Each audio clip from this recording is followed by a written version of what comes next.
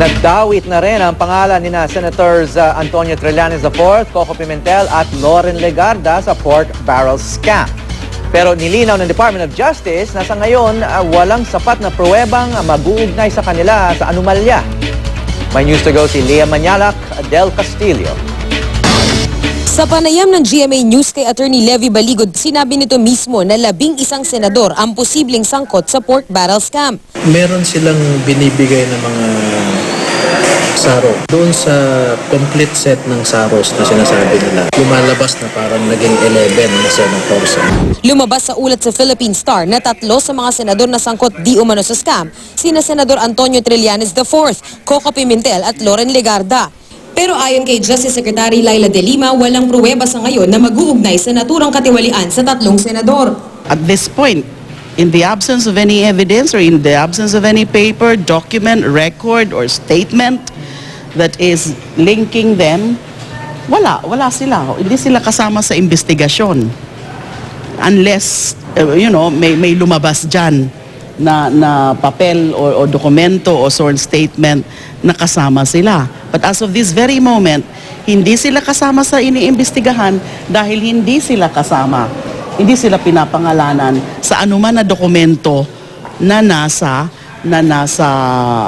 possession na ng NBI. Ayaw na rin magsalita ng abogado ng mga whistleblower. Pabayaan na lang natin na mag-unfold yung investigation kasi nandyan na yung documents. Ayaw na namin magsalita pa.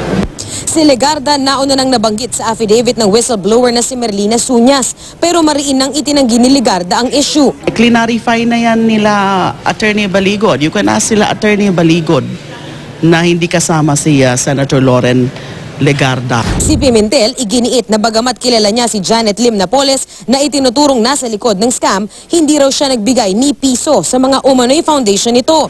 Si Trillanes naman ikinatuwa na nilinaw ng DOJ ang alegasyon.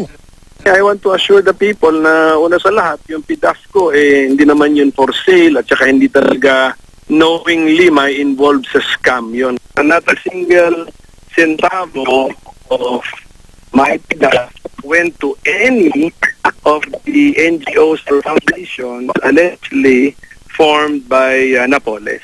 Babala ni De Lima, maaaring ituring na obstruction of justice ang ginagawa ng mga grupong nagpapakalat daw ng maling impormasyon. Sina Trillanes, Legarda at Pimentel ay mga kilalang alyado ng administrasyon. Hayaan lang kami na nag-iimbestiga. Huwag na muna nilang guluhin. Saan pa nga ba kasi I'm telling you, it's not from NBI. Kasi yung team nga dyan is under strict instruction. So yung mga nagsasabi from within NBI, then iba yan. Hindi yan tunay na NBI. Leah Manyalak del Castillo, GMA News.